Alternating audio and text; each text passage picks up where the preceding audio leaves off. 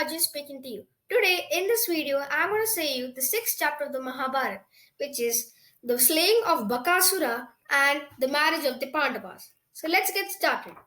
In the previous chapter, I have told you about Bhima and Hidimba's marriage. In the last, now I'm going to say who was born to Bhima and Hidimba. So let's start. Bhima and Hidimba gave birth. Hidimba gave birth to a boy named Gatotkacha. Bhima was really happy to see this, and everyone was also happy. Everybody congratulated Bhima of having a son. So Kunti said some rules, some instructions, or some like conditions to Hidimba. She said that they needed Bhima at the night for their safety, and she also said that she could take Bhima in the morning. Hidimba said that we are all right, mother. You can take Bhima with you for the whole day. We will be safely here. When Gatotkacha was born, he was a small boy, like 10 or 12 years. Like when he was born, he was not born like a baby. He was born like a 12 years boy. After that, he suddenly turned into a big man. And then Bhima really was shocked to see this. He doesn't know anything about the Rakshasis, right? So Gatotkacha was really happy, and he was also like he was the son of Bhima. He had also the strength of Bhima. So they said so Hidimba and Gatotkacha said to his father.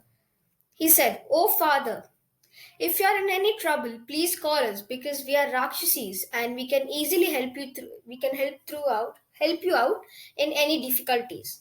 Bhima thanked him and left Hidimba and Gatotkacha. So Arjuna said to Yudhishthira that we should go far away from the forest. He said that, why should we go? Remembered about Duryodhana's allies, as Duryodhana would see them and get to know that they're still alive even though after the incident which happened in Varnavrata, which is the fire incident.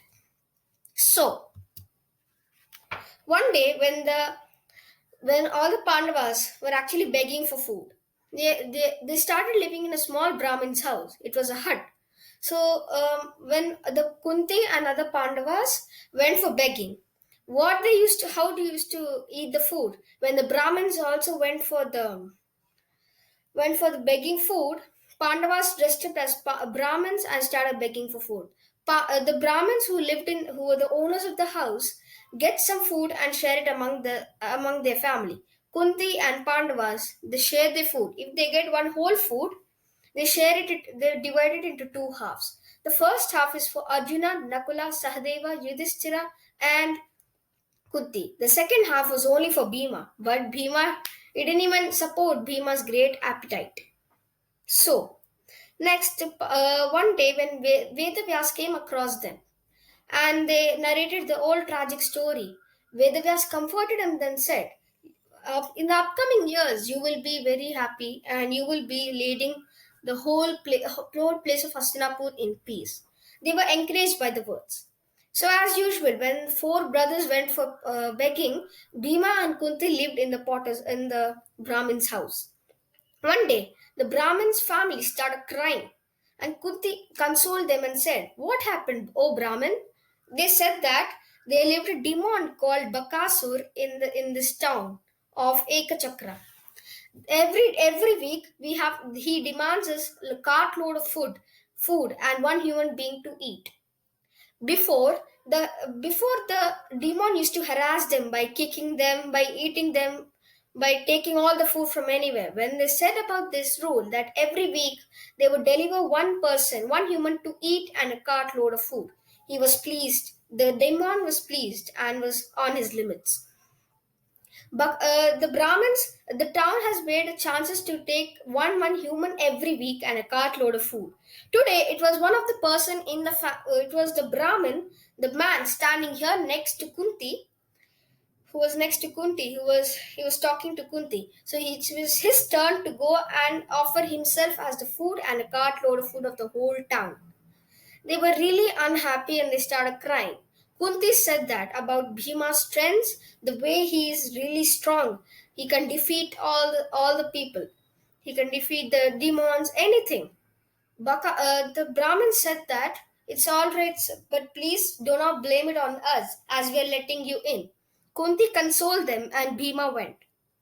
So, a cartload of food was delivered there.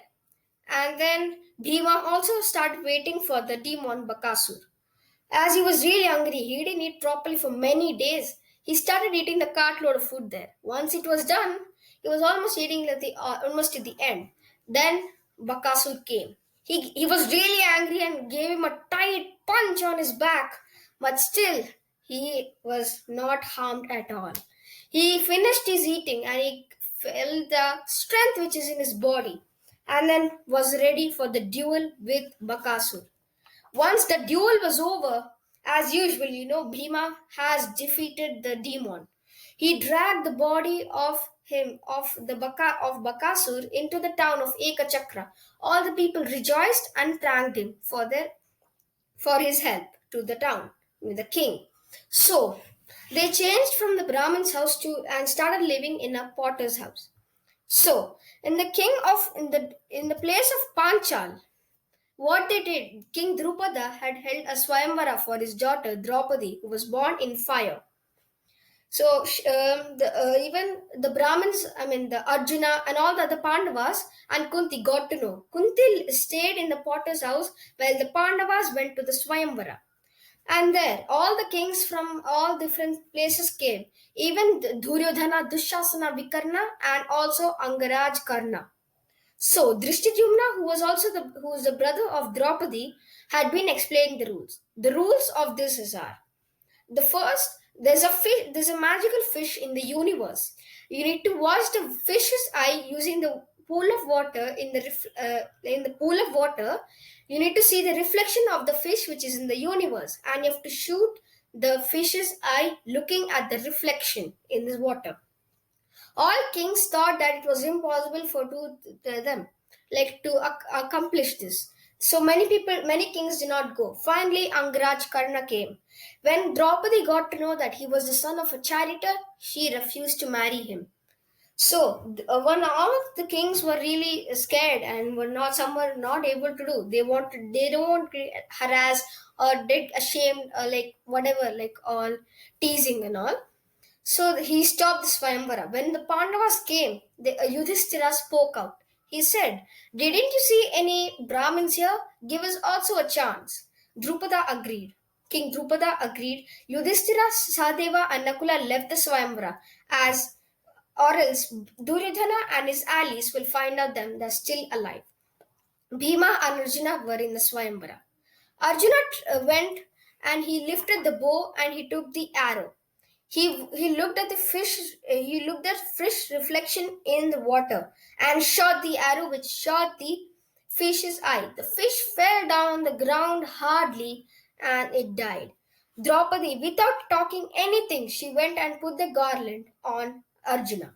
They were really happy and then went home. Even Drishtidyumna, who was following them, wanted to know their secret. How can this Brahmin can be a great archer? So Kunti was sleeping in the potter's house. So once the Pandavas again reunited and Bhima shouted out loud, "Mom, we have got a great gift to you," he said. Then Kunti said, "If you got a great gift, share it among yourselves." Then once she came up from the bed, she was puzzled to see that she was a woman. Her name was Draupadi. And Arjuna said, "Mom, you said that share it among yourselves." "Yes, Mom, your words will be honored. All of us will marry Draupadi." She was really puzzled, but can't help of that.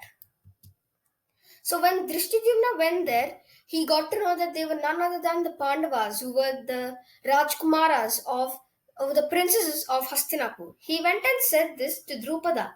Drupada was rejoiced to know them that were the kings, but he was really worried about 5 people marrying Draupadi.